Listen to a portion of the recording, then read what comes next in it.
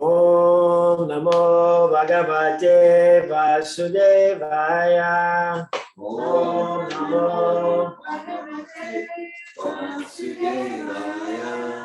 Om Namo Bhagavate Vasudevaya. Om Namo Bhagavate Vasudevaya. Om Namo Bhagavate Vasudevaya. Om Namo Bhagavate Vasudevaya. Good morning. Hare Krishna. Hare Krishna. We're going to read from Srimad Bhagavatam, second canto, this is part 2, this book, this version, chapter 9, entitled Answers by Citing the Lord's Version. And we're reading text 46 of chapter 9 of the second canto. Text 46. First, we'll do the word for word.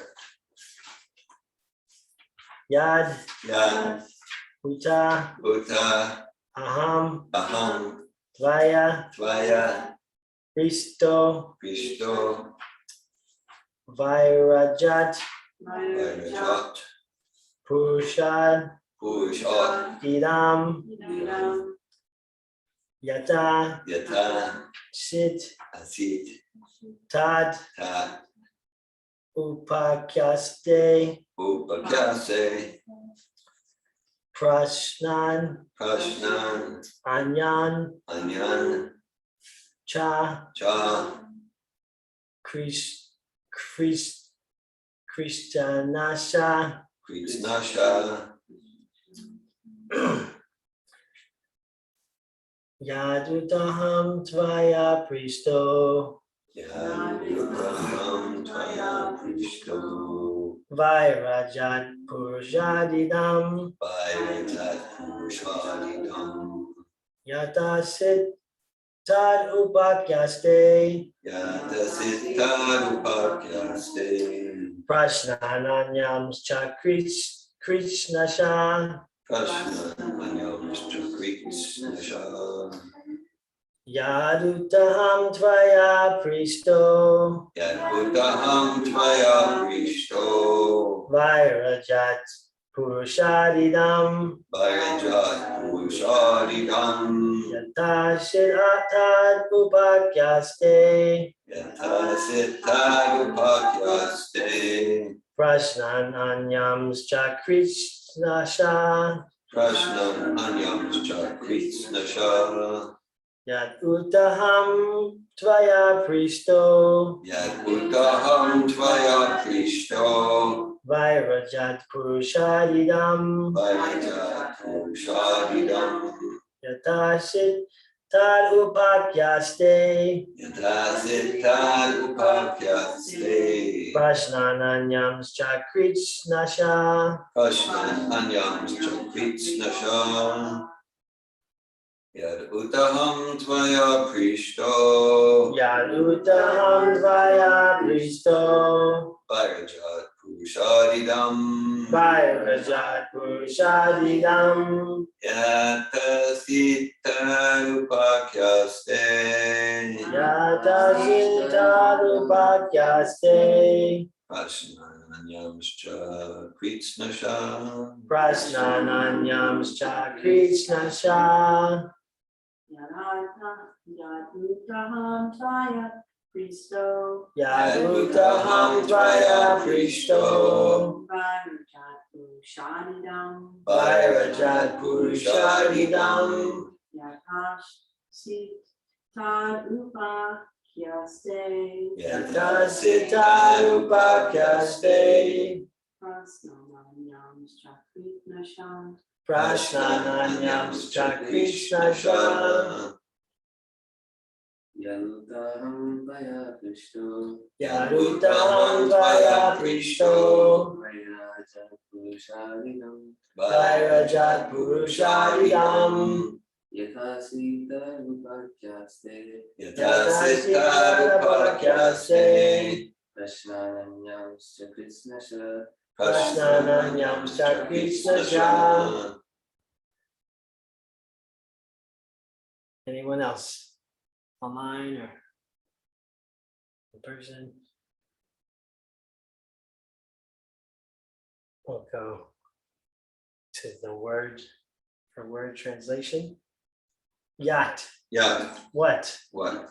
Uta, Uta is. is. However, However, aham, aham, I, I, tvaya, tvaya, by you, by you. prista, Krishna, I am asked, I am asked. vairajat, Vairajat, from the universal form, from the universal form. purushat, Purushat, from the personality of Godhead, from the personality of Godhead. idam, Idam, this world, this world. yata, Yata, as it, as it, asit, asit, was, was. tat, Tat, that, that. upakyaste, Upakyaste, I shall explain, I shall explain. prashnan, Prashnan, all the questions, all the questions. anyan, Anyan, others, others. cha, Cha, as well as kritsnasha, Krishna in great detail. in great detail.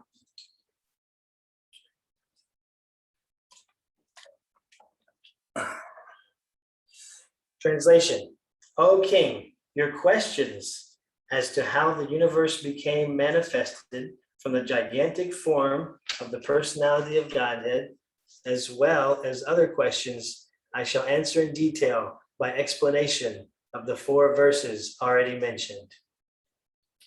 Purport by His Divine Grace A.C. Bhaktivedanta Swami Prabhupada. As stated in the beginning of the Srimad Bhagavatam, this great transcendental literature is the ripened fruit of the tree of Vedic knowledge, and therefore all questions that can be humanly possible regarding the universal affairs, beginning from its creation, are all answered in the Srimad Bhagavatam. The answers depend only on the qualification of the person who explains them. The 10 divisions of Srimad Bhagavatam, as explained by the great speaker, Srila Sukadeva Goswami, are the limitation of all questions, and intelligent persons will derive all intellectual benefits from them by proper utilization. Thus end the Bhaktivedanta purports of the 2nd canto, 9th chapter of the Srimad Bhagavatam, entitled Answers by Citing the Lord's Version. Om Jnanatimirandasya Gnanajana Savakaya Chakshurumilitam Yena Tasmai Shri Gurave Namaha. Namo Om Vishnu Padaya Krishna Prasthaya Bhajale Srimati Bhaktivedanta Swami Namani Namaste. Saraswati in the world of the Virtual Krishna Chaitanya Prabhu Nityananda Shri Vedagara Shri Vasani Varvadavana Hare Krishna Krishna Krishna Hare Hare Hare Rama Rama Rama Hare Hare.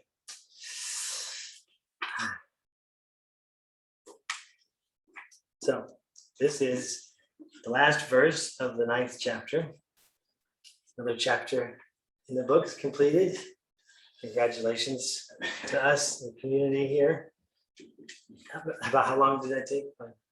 About 10 years. Well, for this chapter. Oh, 3-4 months. 3 or 4 months. Okay. So it's a culmination of a lot of classes. Moving on to the 10th chapter. Just while we were doing the repeating, the Sanskrit repeating, I was just remembering, I looked at what classes that Prabhupada gave on this chapter. There's not many, there's just a few, at least that I found. And they're all in Tokyo, they're all in Japan, like 1971, 1972. And they're all like, consecutive days. And he starts like the class, the devotees doing the Sanskrit, and he says, what is that? What did you say? Like, repeat that. And the devotee's like, the whole verse? Like, after, and Prabhupada's like, it's almost, my sense was almost like Prabhupada heard him say that and was like, okay, we're gonna have a lesson. And it's like, for the next like half of the class, they're just repeating the Sanskrit. It's like all they did for like a huge portion of the class. I think I was wondering, my curiosity was like, was that because that devotee was like, repeat the whole verse? Like, it probably was like, yes, repeat these verses over and over again, always, And he's like, yeah, take 1 or 2 verses a day and just repeat them over and over, and then you learn them. And then so basically, then it's like, now we're going to do that. And then like the middle of Bhagavatam class, as Bhagavatam class is starting, so tells this devotee, he's like, and they ask the devotee, he's like, how is that spelled? And he's like, and is there a space in between these 2 words? And he's like, okay. He's like asking these questions, and and he's like, okay, you repeat it, and now give the book to the next person. You repeat it, and just going around.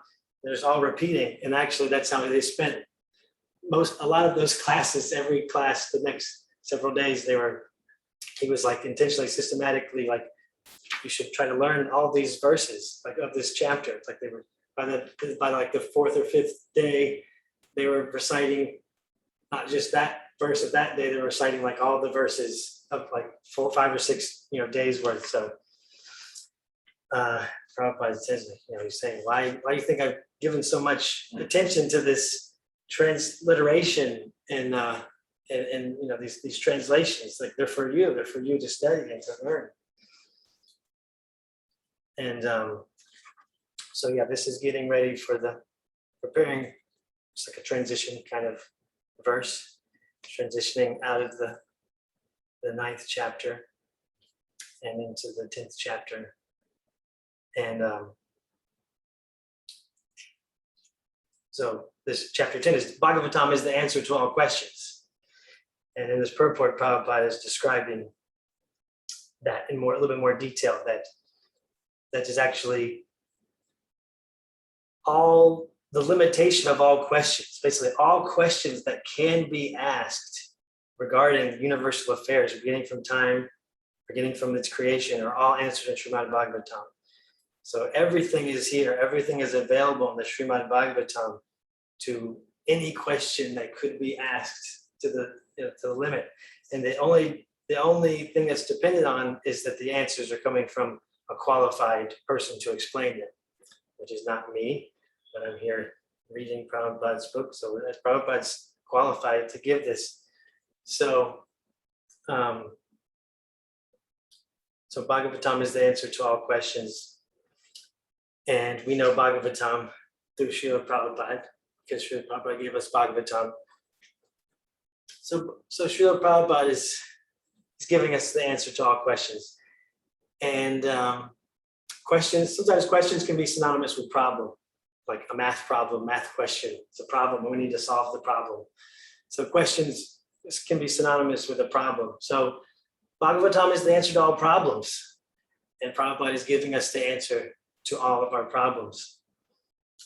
And we can categorize those problems in the human context, in this material world. We can categorize those problems. Mainly, the 4 main problems are birth, death, old age, and disease.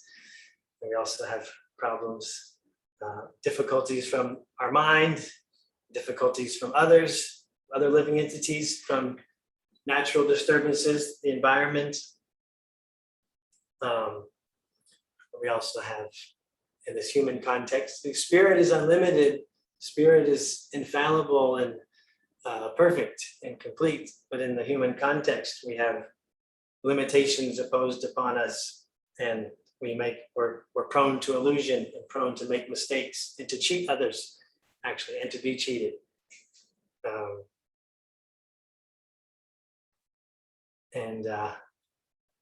Another category. Eating, sleeping, Yeah. eating, defending, It's a problem. Can be a problem. Doesn't have to be a problem. mistakes, illusions, limitations. Yeah. So eating, sleeping, mating, defending, that's part of the human context. Doesn't need to be a problem. The other ones are problems. Just we're prone to illusion. I just had experience of that how easy we are to be illusioned, that we've been living in a camper. My wife and my 2 boys were living in a camper, and we kind of became illusioned that like, this is okay. This is fine. We lived there for like 14 months, and yeah, it was bad and everything. We're like, oh, you kind of get used to it, or you just become accustomed, or just accepting or resigning or whatever. And so this isn't so bad, And then we just recently moved out, and it's like the illusion was lifted from our eyes. Like, no, this was terrible. This was suffering every day. Every single day it was suffering. It was not okay. Like nothing about it was okay. But we had the illusion, and while we're in it. So we can see that tendency to become easily illusioned, easily make mistakes. We have so many limitations. So Prabhupada is giving us, the process to solve all the problems of the human context, material world, and in our problems also, in our questions, the answer to our questions. And so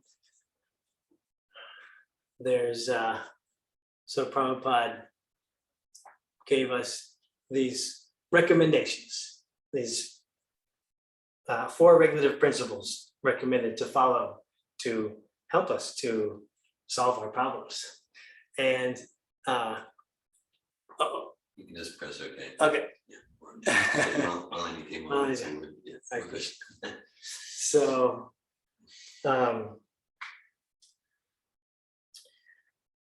that the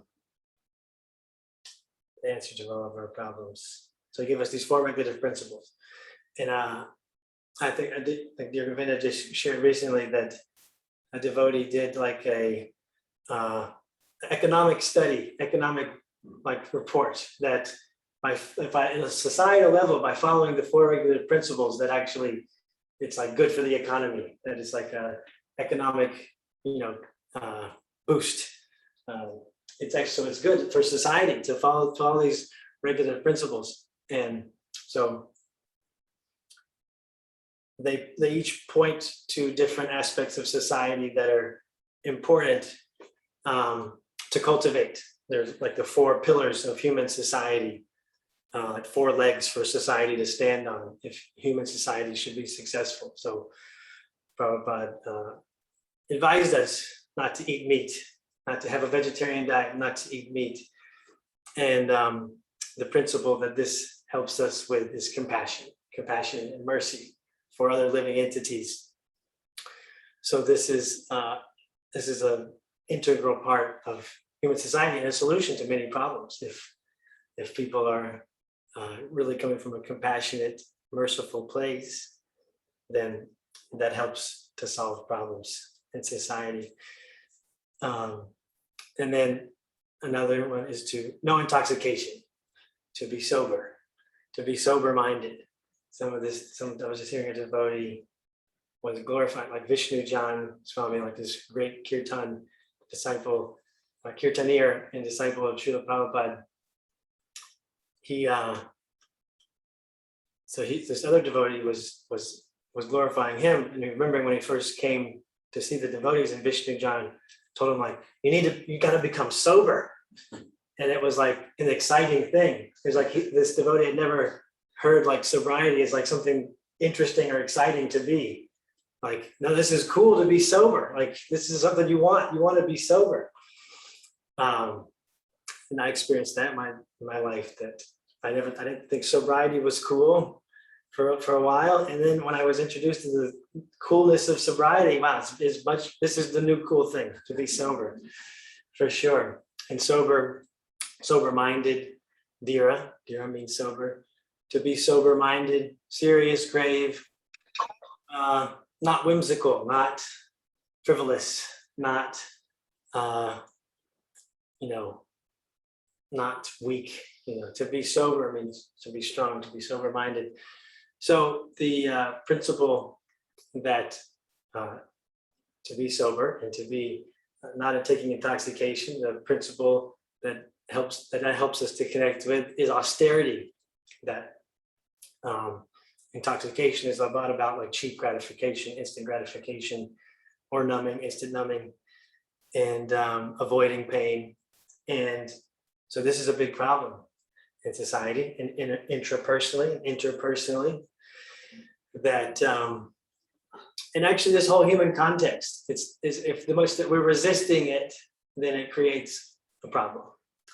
And when we're accepting it, accepting the context and responding consciously to the context, then we can create a different experience, create not painful, create a positive experience, conscious living, bliss, actual real bliss of the soul. So yeah, so we spend a lot of time numbing pain, avoiding pain. And then when we resist pain, it ends up that we end up prolonging the pain and intensifying the pain. And whereas, this is my experience, at least lately, rather than if we kind of accept the context and experience the pain, or do the thing that we think is going to be painful, that it's not that painful really, and actually the resisting and the avoiding ends up being more painful and actually goes on longer and creates a drama and more problems. So how, to accept the human context, accept the condition, accept the pain, and to experience it. It's a principle of conscious living, first principle of conscious living, to experience our experience. And I was reading in the Nectar of Devotion that there's this volume, or one of those, that's to feelingly offer prayers to God. So not just say the mantras or say the verses or say the words or sing the song, to do it feelingly with emotion.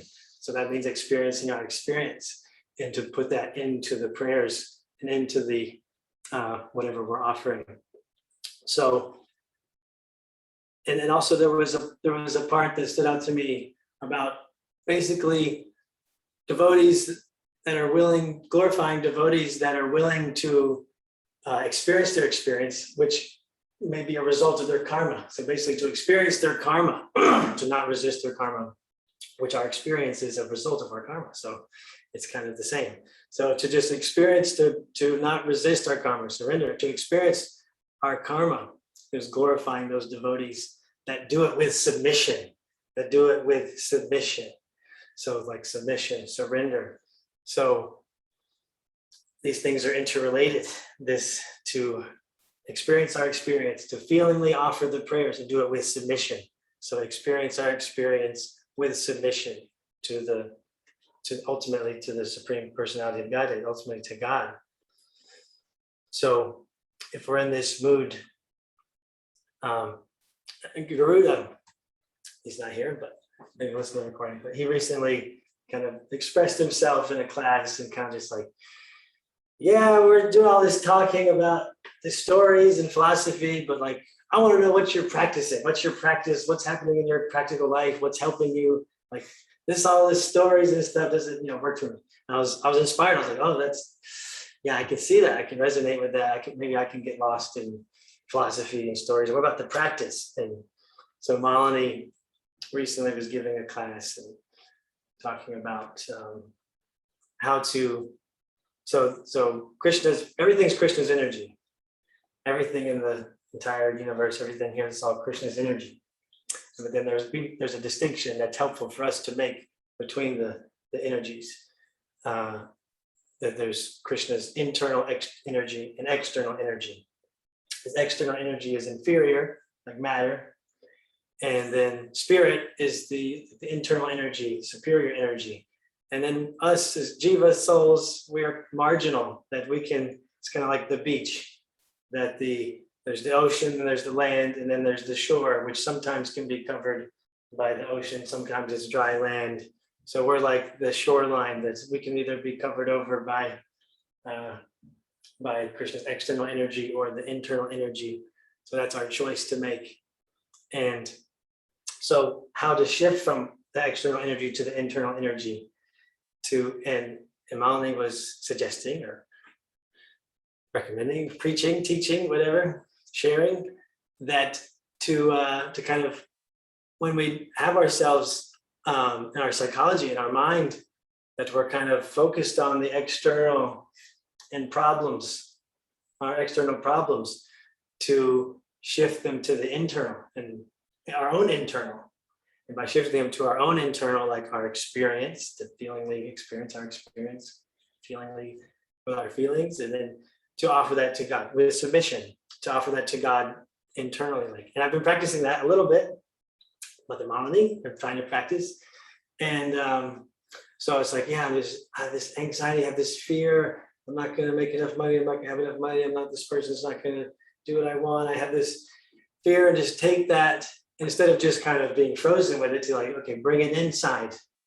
This works for me, at least conceptually. Like it's kind of up here. I'm thinking about it out here, thought bubble, kind of out here like a comic book. So thought bubble out here. And I'm thinking, I'm worried, I'm concerned, and then to bring it in internally and experience it, and then offer it to God to say, I'm really struggling with this. This is where I'm at.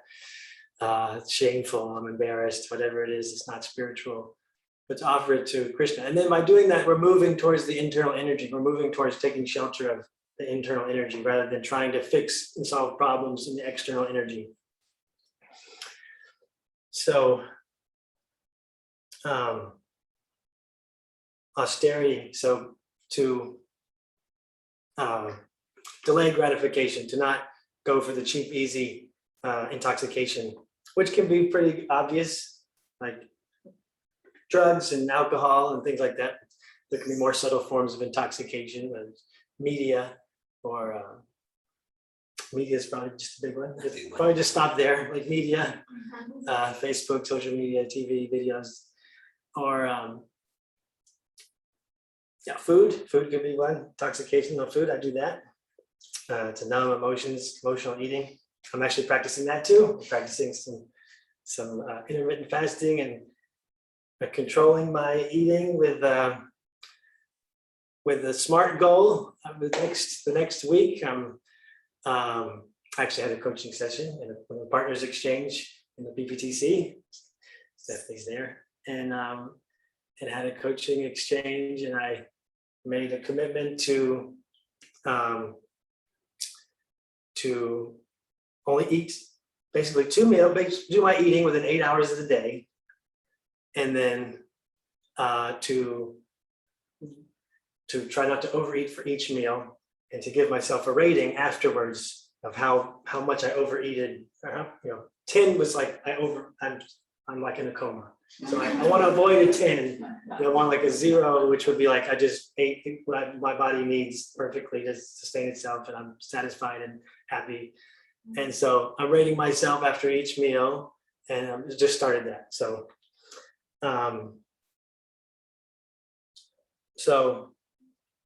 austerity. And then Prabhupada also recommended to no illicit sex. So that means that there is illicit sex. There is a illicit sex. There's good sex, there's not illicit sex. So that's the principle that helps us with the society, and it personally is cleanliness. So we can imagine. Really say much about that. It can be messy. There's cleanliness, obviously, and there's also cleanliness of the mind. That the sex interaction, sex desire, sex attraction, it agitates the mind. It kind of dirties the mind.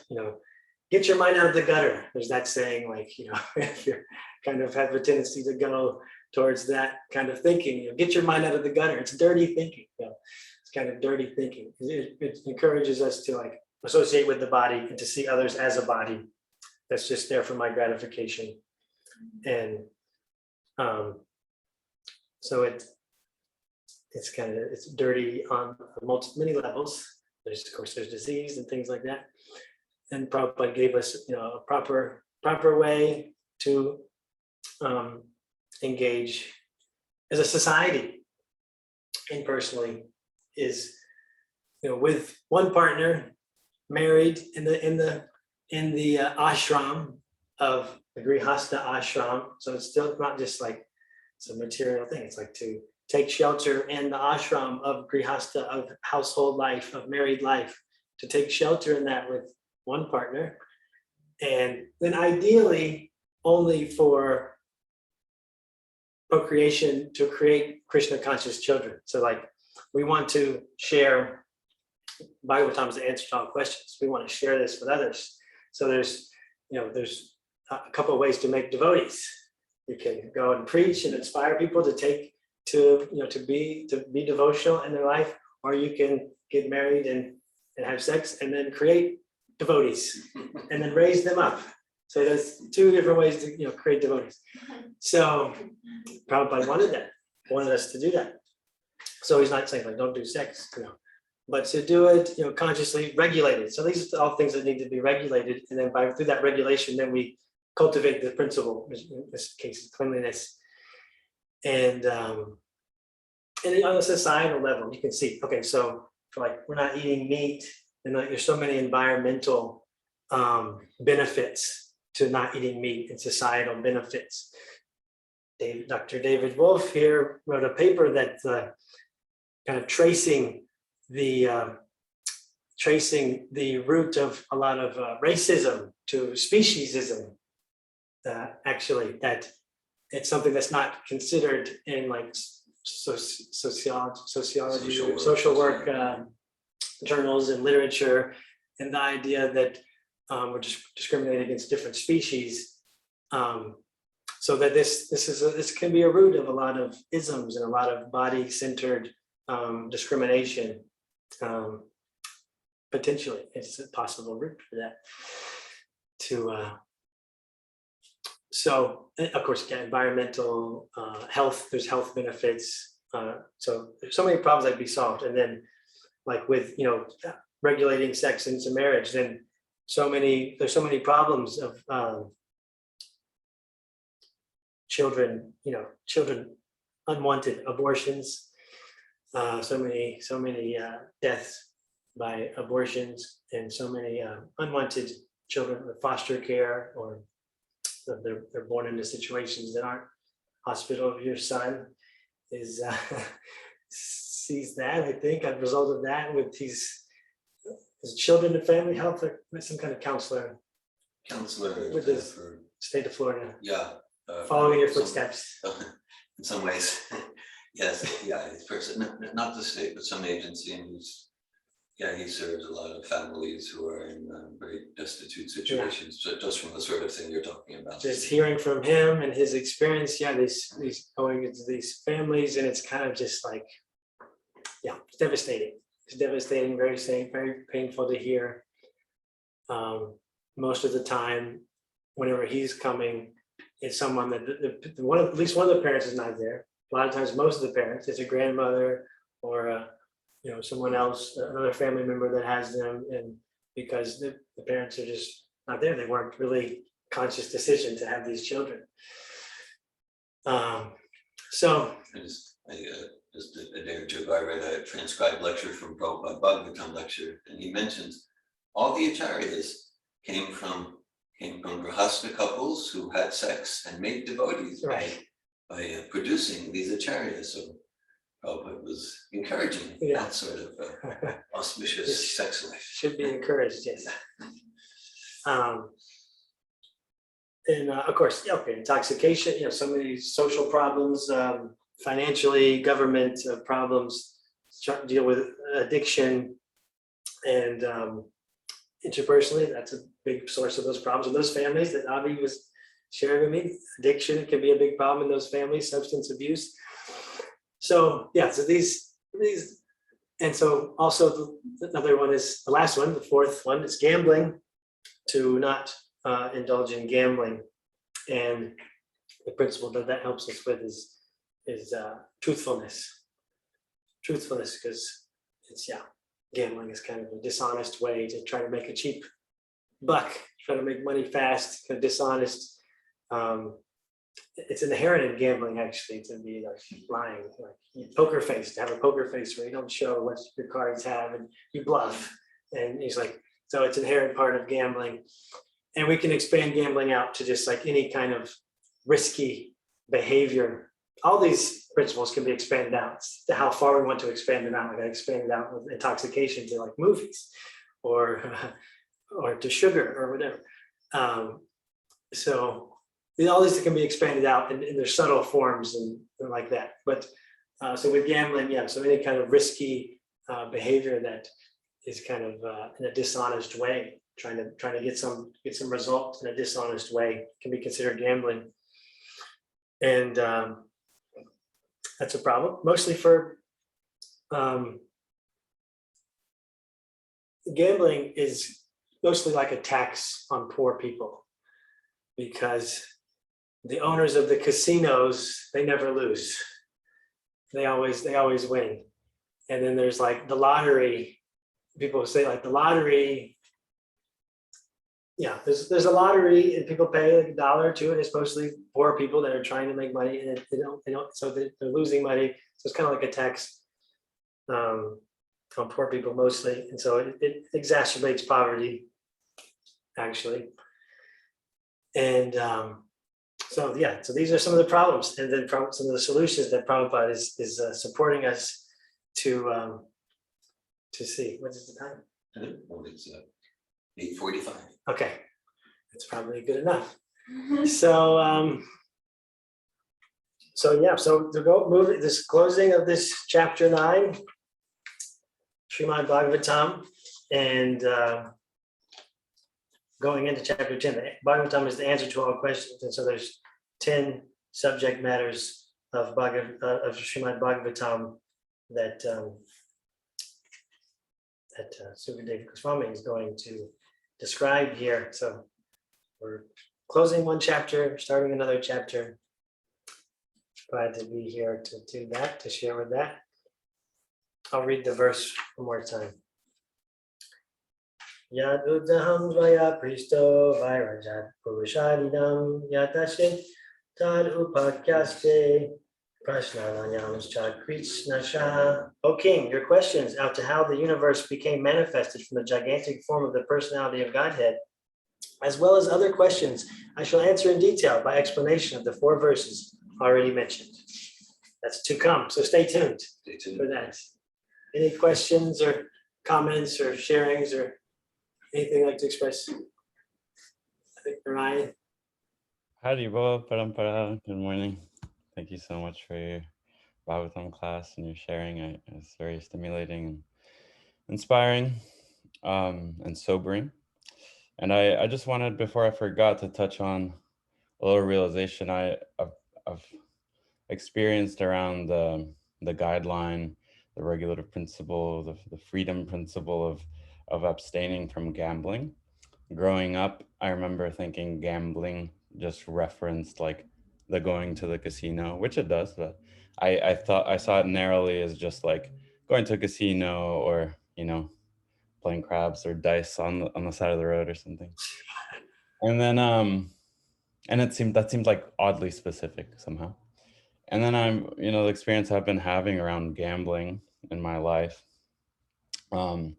is how I experience it is like taking unnecessary risks, or risks that are disconnected from, serving a higher purpose, endeavoring to serve Krishna, endeavoring to serve the devotees, endeavoring for the betterment of, if I can honestly say, is this for that? Or if it's not, then it's gambling. And I've seen how much that agitates my mind, how much it creates instability, how much it creates doubt, anxieties, and yeah, it basically pulls down that ground, that sattvic groundedness that supports us in chanting and in our self-love practices, in our sadhana and spiritual practices. So just wanted to share that. Thank you. Yeah, that you're saying gambling, really any unnecessary risk that you're taking, and it sounds like, so kind of like even just any unconscious decision you're making that's like unnecessarily, like if you're not, okay, I'm going to make this decision, I'm doing this action to get this result. If it's not conscious and like fully thought out and planned, then it's kind of like gambling. So I'm hearing, yeah, I think, yeah. So we want to take risks. Like all these things can be done in a proper way. We want to be intoxicated with love of Krishna, with the holy name of God. And kirtan this morning was intoxicating. Yes. I feel intoxicated right now with, Srimad Bhagavatam. And so we want to take risks in life. Basically, it's necessary to take risks to have the life that we kind of want, satisfying life, fulfilling life. We need to take risks. And so what I'm hearing, like Ryan was sharing, is like, yeah, if we're not taking those risks consciously and,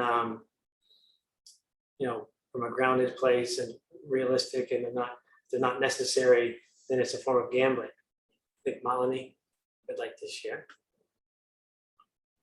I just want to piggyback on Narayan's comment, because I see gambling in my life with, like we can look at gambling with different energies of the Lord. So there is Lakshmi Devi, and that's the most known gambling. We gamble that energy. We gamble it, we put it out to get more, like that. But I see my personal gambling, where I see gambling in my life so much, is with time. Time is another energy of the Lord. And how sometimes I put it out unconsciously, or I'll put it out thinking like, oh, I will have time to do whatever, my reading or my chanting later. And it's it seems that we can gamble with so many different energies of the Lord. Thank you. Yes, it's gambling's a hot topic. But yeah, what Ryan mentioned, it kind of seems like on the surface, it's kind of just like one of these doesn't fit with the others. Like, okay, I get the three, eating, sex, and intoxication. Then gambling, like where's gambling going out in left field? What we can see is we really, there's so much there. There's so much there with gambling, and it's like we can gamble with the energies of the Lord, including time, how we spend our time, if we're not, So we take a risk in the sense of like, well, I'm putting a bet that how I spend this next few hours. I took a bet that I would come to 5 a.m. Morning program, and then I would get something out of it. You made an investment of time. I made an investment of time. And so we're kind of placing bets all the time, like, well, I'm thinking that this next 4 years in this university is going to be a good gamble. I'm thinking that these next few weeks on vacation is going to be a good bet for me to get what I want. So we're always placing bets, and so to be conscious of that, I appreciate that. Anandini has her hand raised. Yes, Hare Krishna. Hey, Krishna. Thank you for your class and sharing. And I want to share something about making devotees. You were speaking about making devotees through different ways. And I have some resistance to that term, making devotees, or perhaps some doubts. Like, is it possible for us to make devotees? And what I experience a lot is that, like, when I meet someone and that person comes in contact with Krishna consciousness through something I said or did, or like sometimes like it's like a whole world opens up, they reconnect. It's for them, it's like coming home, and they bring so many realizations, and so like I think I understand what you mean by making devotees, and I see that. Yeah, for me, it's also with having children. It's like also serving devotees. Like, there are already devotees, and they came into a life circumstance where, or I don't know, things happened to them where they forgot, and I can support them to remember. So I wanted to, in this aspect or perspective. Right. Thank you. Yeah. Making devotees, kind of a common phraseology, or there's thrown around, kind of informal or loose language. Yeah. So it's not quite nuanced and like the actual situation. Yeah, because I made these kids kind of, but then I can't make them a devotee necessarily. They could do whatever they want. They might become this or that. So all I can do is create a space kind of create a container, and that's really all I did anyway, create a body, unconsciously, whatever. So just create a body for the soul to come, that's kind of what our intention was. This Prabhupada, the sex life is not to be private. Prabhupada says it's a samskar, it's a yagna, it's a sacrifice, it's an offering that should be like publicized. Like we're doing Garbandhan samskar. We're doing this yagna. Like tonight, me and my wife, we're gonna do Garbandhan. Like it should not be a hidden, secret, private thing. So it should be done consciously. And so I tried that a little bit. I practiced that a little bit. So that was our intention. It was like, we're gonna invite a soul to come here. Not that we made the soul come here, made the soul or made the devotee, but we're going to create a space and we're inviting the soul to come here.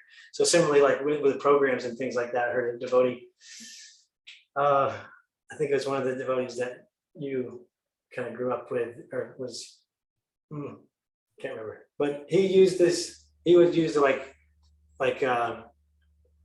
so like, maybe this could be a little not politically correct language either, but it's like, if we want to attract people to devotional service, to come to this sublime truth, to this answer to all questions, this solution to all problems, then we should be like the spider. And the spider doesn't go out and hunt and look for food. The spider creates a net, or creates a web, and then kind of catches. And then it's like they come to them. So that's what his philosophy, that's what the devotee's philosophy was, and kind of preaching and how it worked. Like, no, go, like you create a container, you create a space, and then people will come. Krishna will send them. Actually, that's what he said. Krishna will send them. So we create a space by the ashram of Grihastha ashram, making that commitment with another spirit soul to live in that way of supporting each other's self-realization and life purpose, and to create that container in the ashram of Grihastha, and then through the ideally through the practice of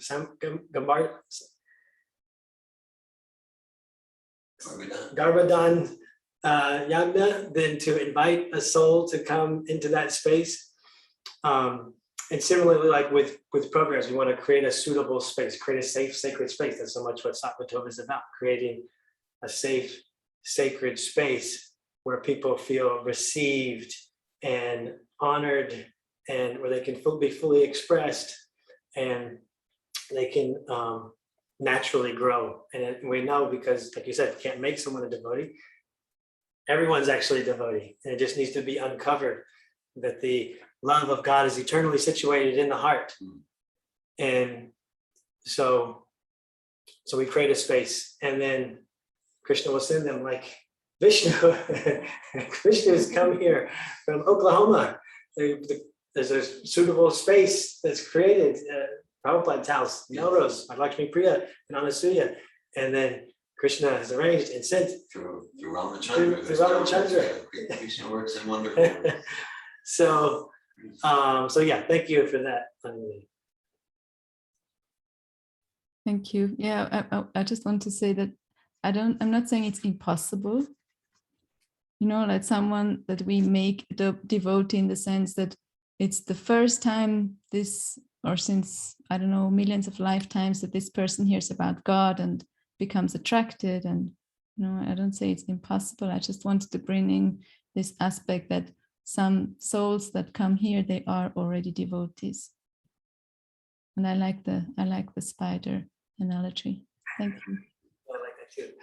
Yeah, it's not impossible. Prabhupada, someone asked Prabhupada, oh, you're like a yogi, you're like a Swami, what's your mystic power? Do you have any mystic powers? Do you have any mystic power? And he just showed like the room full of devotees that this is my mystic power. Basically, that he was able to transform the hearts and consciousness. Back to record. We're good. Okay, keep it going. So that's Prabhupada's mystic potency, mystic power. He's able to transform these hippies into happies. That's what he said. He transformed these hippies into happies that they were, drug addicted on LSD and all kinds of drugs and, such bad habits. And actually, I mean, we can see just by what was possible during Prabhupada's manifest pastimes, what these devotees were capable of, and then what happened after, his physical presence, wasn't manifested. We see that how empowered these devotees were by Prabhupada to do these amazing, magical things through the grace of Prabhupada and Krishna, to do these amazing magical things. So that was Prabhupada's mystic power to make those devotees. This is Gajendra would like to share. And then Steph.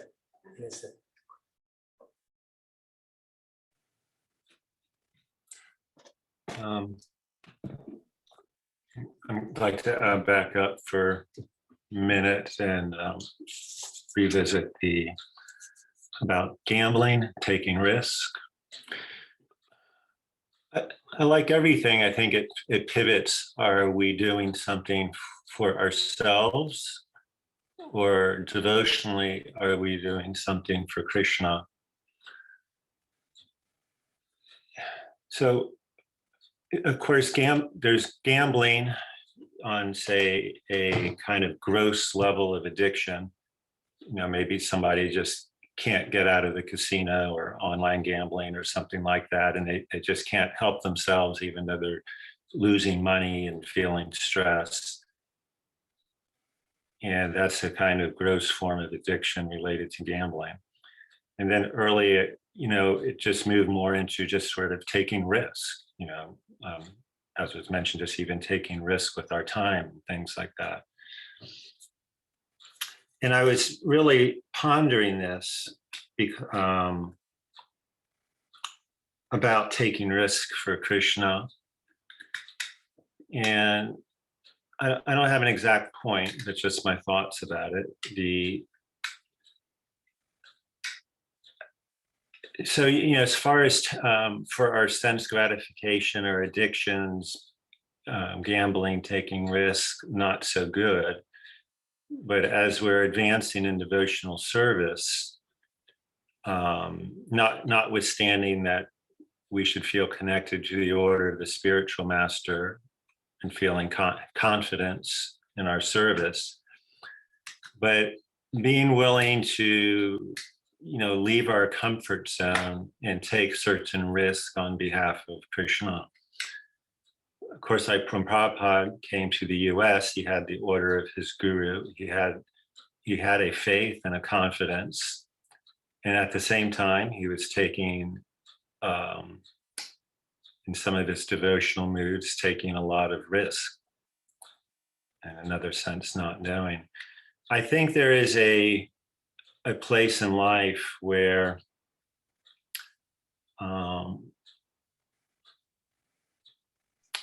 we're functioning and managing life well enough to where we can become comfortable.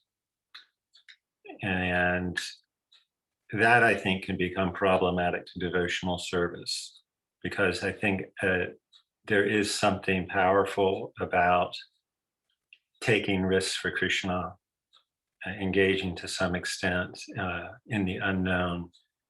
And I just had some thought about that. Sometimes we might do something we're not totally sure, but I mean, it could be as simple as approaching somebody to share Krishna consciousness, and we're risking maybe rejection, to extending our finances or obligations in a way, but we're doing it because we want to serve, even if that could inure some potential difficulty to us. I just had thoughts about that I wanted to mention. Thank you. What sounds like one thing is could be a guidepost or some guidelines to help or have some risky behaviors. Am I taking a risk for myself, for my own gratification, or am I taking a risk for Krishna? And then, yeah, here maybe maybe you're thinking, you're impacted thinking about like risk taking for Krishna, and how there's the danger. And actually Malini, I'll read the chat that Malini said. She wrote, yes, comfort also seems to me super dangerous. So that, yeah, gambling, taking risks is dangerous. And then, yeah, being too comfortable, then this could be, perhaps even more dangerous, but also very dangerous to our spiritual lives. Let's read also the chat from Narayan. Because after Malini shared, following up on his sharing, he said, enlivening and very insightful point, Mother Malini, gambling with the vast energies of the Lord, I feel more complete and integrated in my understanding of this principle.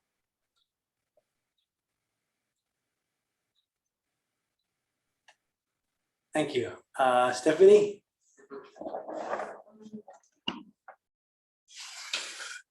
I really appreciated this conversation, your program. And I guess there's two things that just were phrases that you said that intrigued me. Like one was experiencing our karma. And it was, you were talking about Leela, I think, and experiencing our experience, genuinely connecting to ourselves in prayer. And yeah, some of what I got from what you were saying was giving it to God and from an embodied, integrated place of being with our experience, not repressing or avoiding. And yeah, experiencing our karma.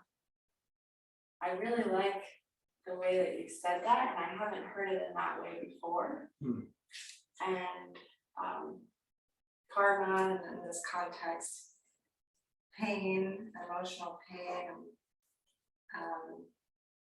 being willing to be fully with that, and also turning to God in the face of that. Yeah, I guess I just wanted to hear more on first experiencing our karma.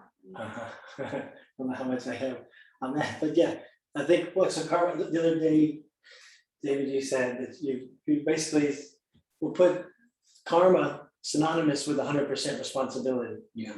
That basically those are synonymous. So karma means that the law of karma is the law of 100% radical responsibility, that I'm the source of my experience in life. So whatever I'm having, or whatever is happening to me, and whatever reactions and results I'm getting, that I'm the source of it. And so so if I'm resisting, so that's our experience. Our experience is an experience of our in life. I think I was linking that to karma. So our karma is our experience. So not to resist, just like if we resist our experience, whatever we resist persists. And like that, if we're experiencing some experience that we don't want to experience, and we're avoiding it, that if we resist it, then it persists. But if we to attempt to transcend, we mostly need to experience our experience first to transcend some like negative emotion. We need to, generally speaking, we need to experience it first before we can transcend it. So I was kind of linking that with karma, that to not be glad to hear your thoughts, dear Govinda. But my I was sharing is basically, if we're resisting our experience, resisting our karma, then it persists, it prolongs, it worsens. And then if we're accepting our experience and submitting to it, surrender, experiencing with submission and offering, and then ultimately we want to transcend it, and that's through the transcendental process of bhakti yoga devotional service. How does that sound? Hare Krishna, I appreciate the connections made here and the insights, Hare Krishna.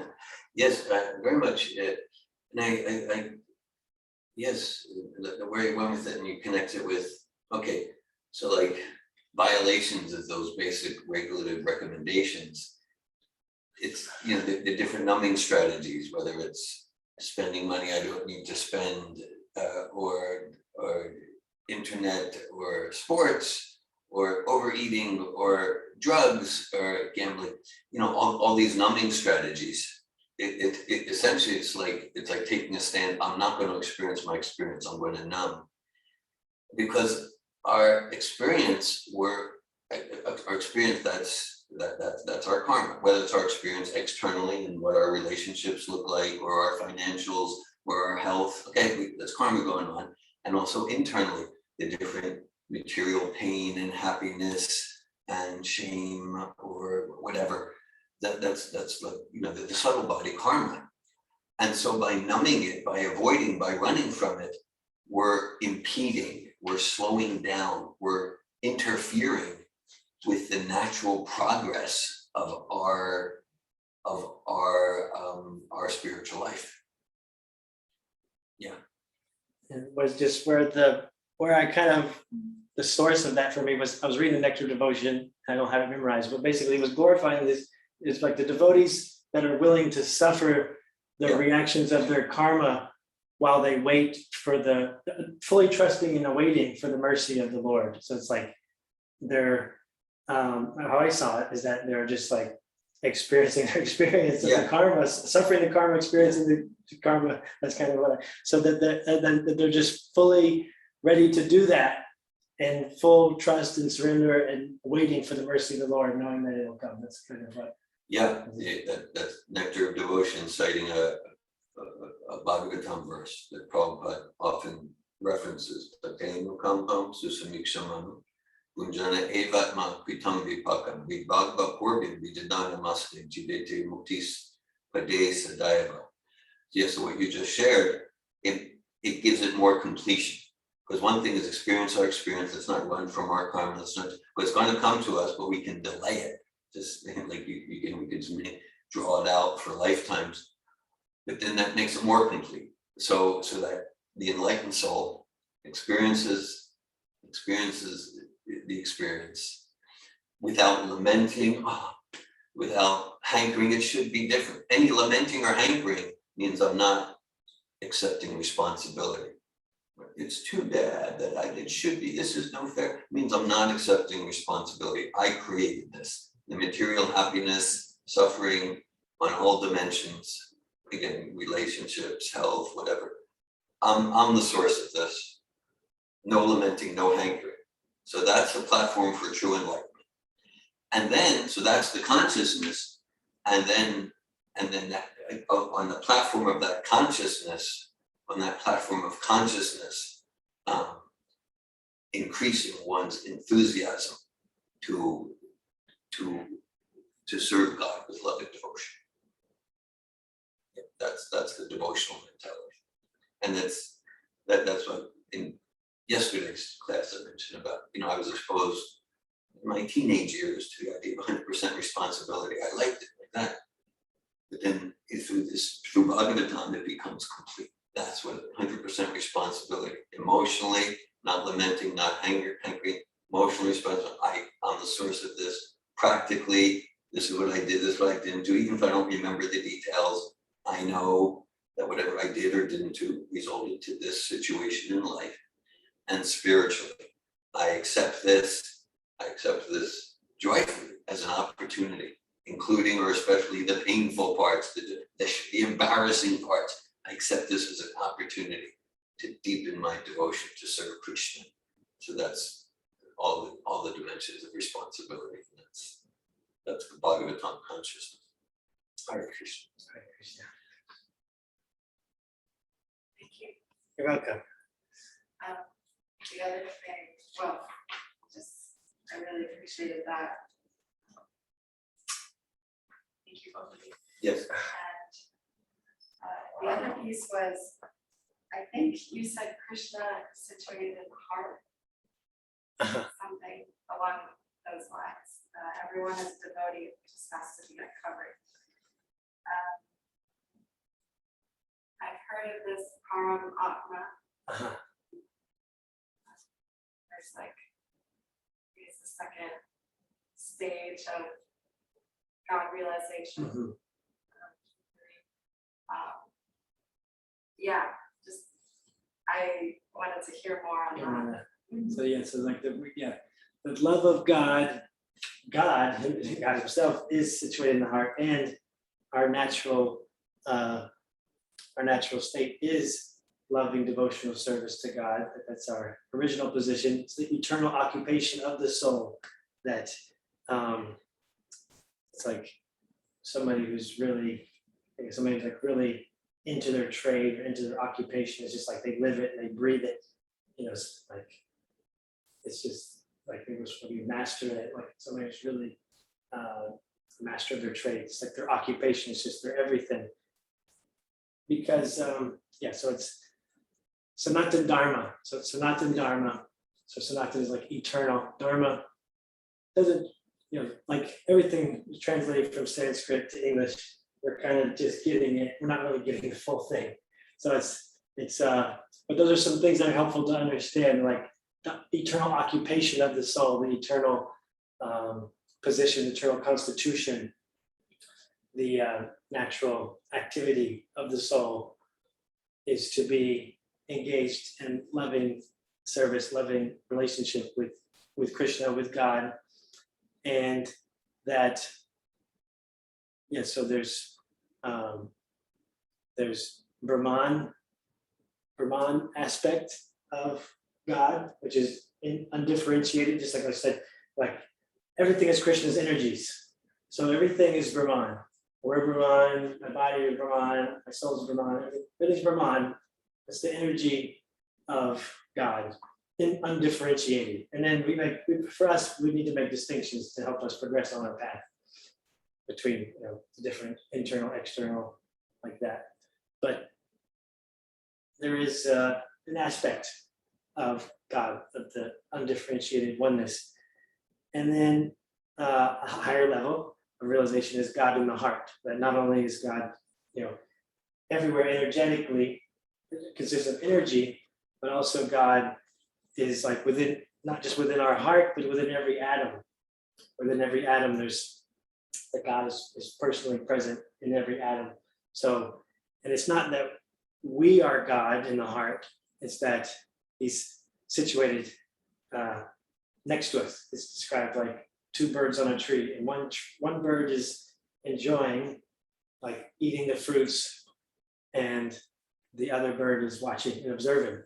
So that's that's Paramatma's position, is allowing us to do. For Paramatma is facilitating through the material energy and facilitating for us. So he's not controlling our actions, right? He's allowing, permitting. Paramatma is facilitating our experience here, and also giving guidance, always giving guidance. That's always available to us. That's exactly what we're talking about when we say you're the expert in your life and you have everything. Highest guidance. Super, that's the paramount. Whatever that you have everything within yourself to handle all your life's situations and excellence, and that's exactly what Paramatma is. And then there's Bhagavan, which is the person. Bhagavan aspect is the personal aspect, and so Bhagavan is the ultimate, is the source, the source of Paramatma and the source of the energies. Those are a few things. You said Bhagavan. Bhagavan realization, Bhagavan aspect of God. It's the personal aspect. God is a person. Like in Bhagavad Gita, also Bhagavatam, but Bhagavad Gita, you're familiar with, so many verses start with Sri Bhagavan Uvacha. So it's the Supreme Personality of Godhead said. And what's the identity of the personality of Godhead? Well, that's Krishna, who's sitting there on the chariot with Arjuna. So Krishna is Bhagavan, the possessor of all opulences. Yes, and his Parampara described. So Bhagavan is the source of Paramatma and the source of all spiritual material energies. Aham sarvasya prabhavo matasavam pravartate.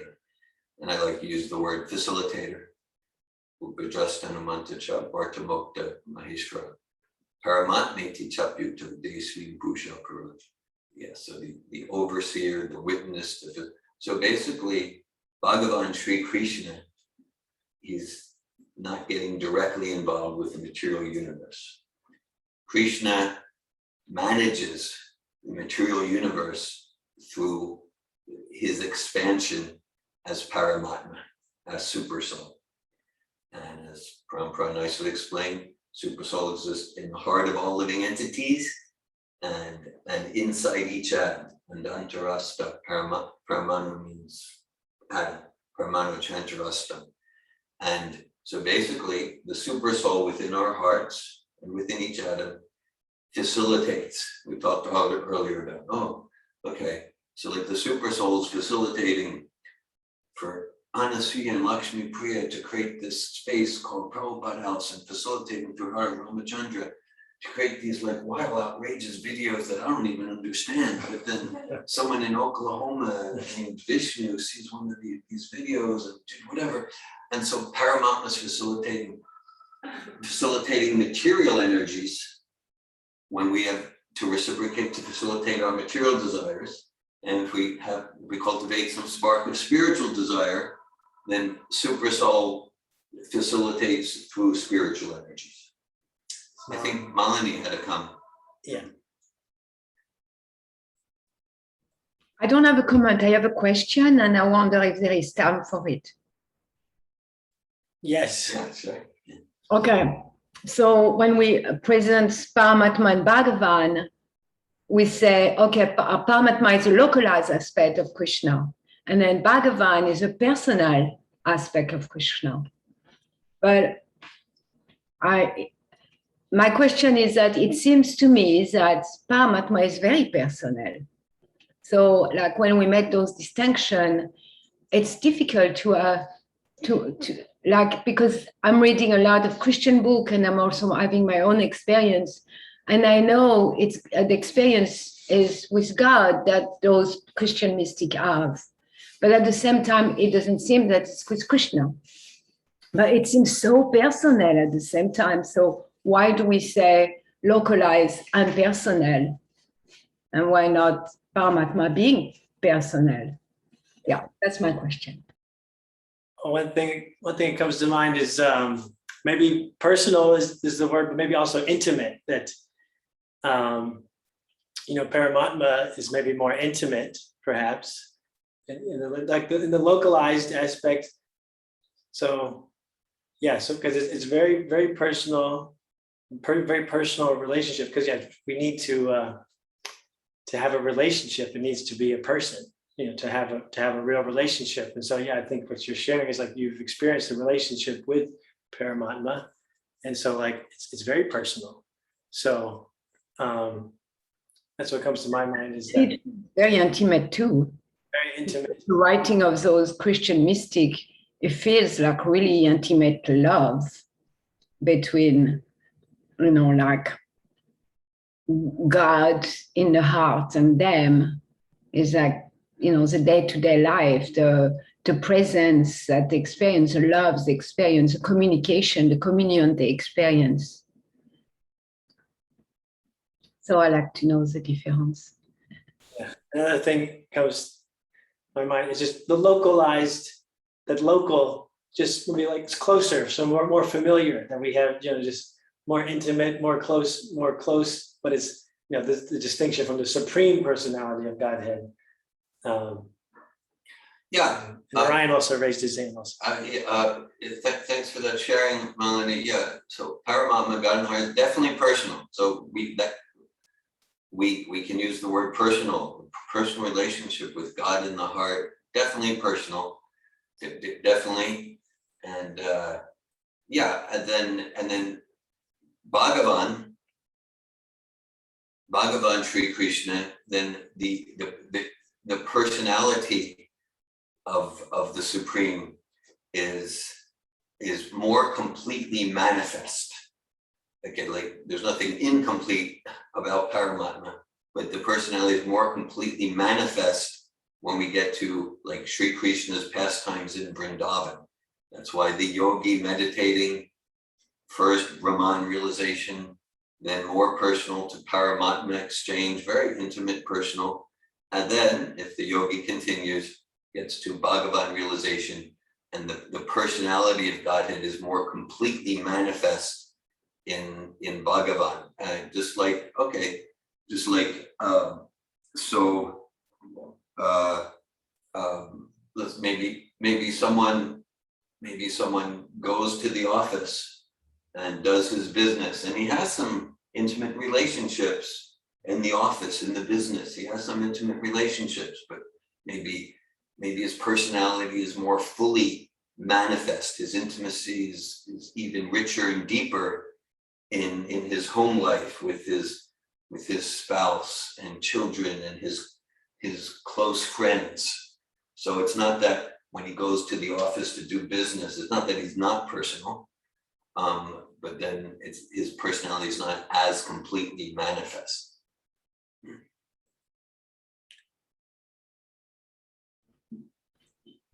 Thank you.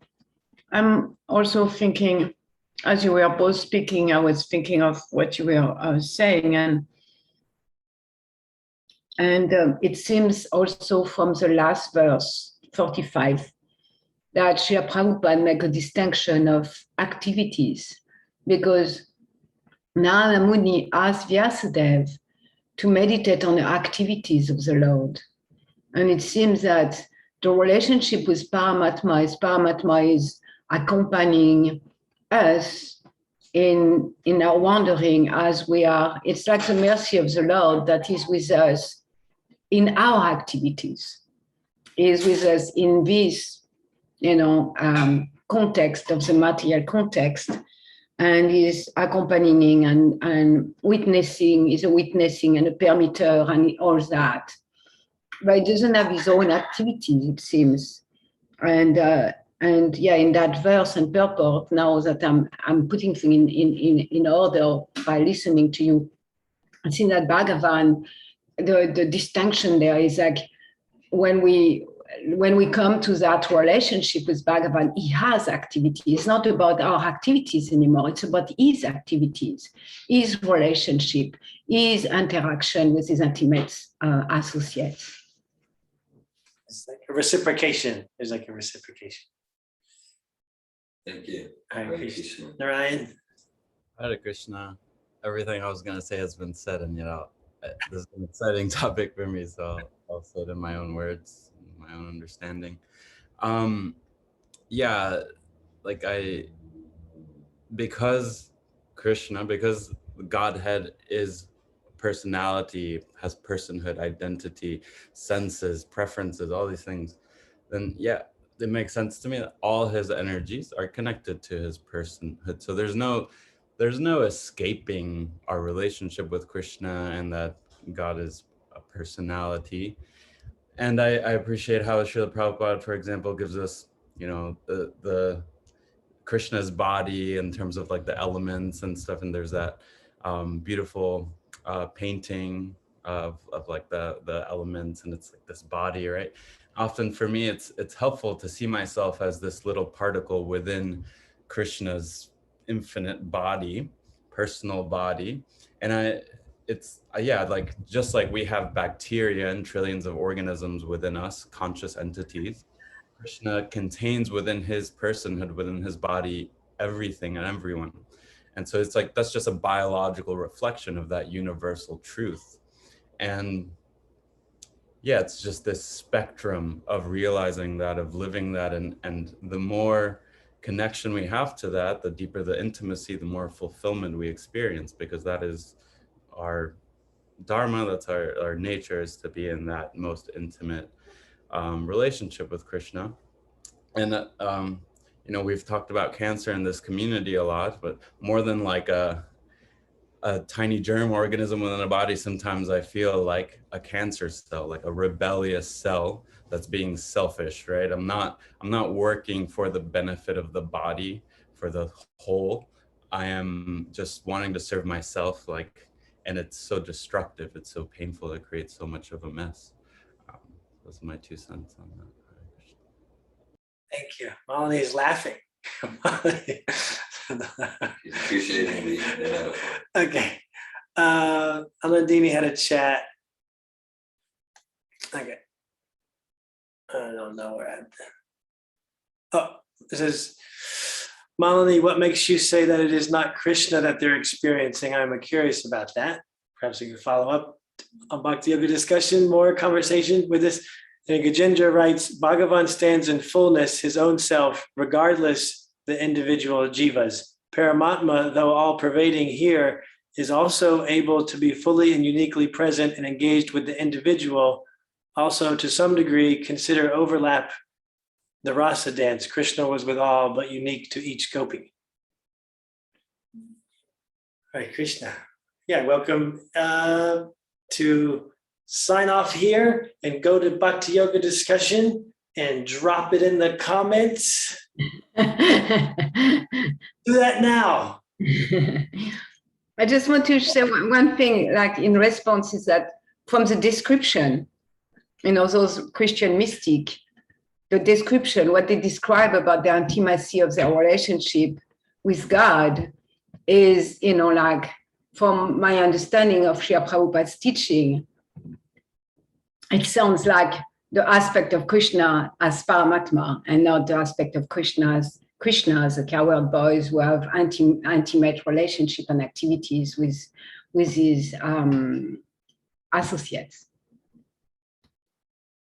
All right, Krishna. And then Ryan wrote, I think Malini means Krishna by name and specific qualities we are given. So yeah, I encourage, keep this conversation going. Go, log off and go to Bhakti Yoga discussion. Keep talking, keep discussing. Srimad Bhagavatam ki jai. Srila Prabhupada ki jai. Om Vishnu Padaya. Jai, jai, jai. Thank you, Parampara. Krishna. Namaste.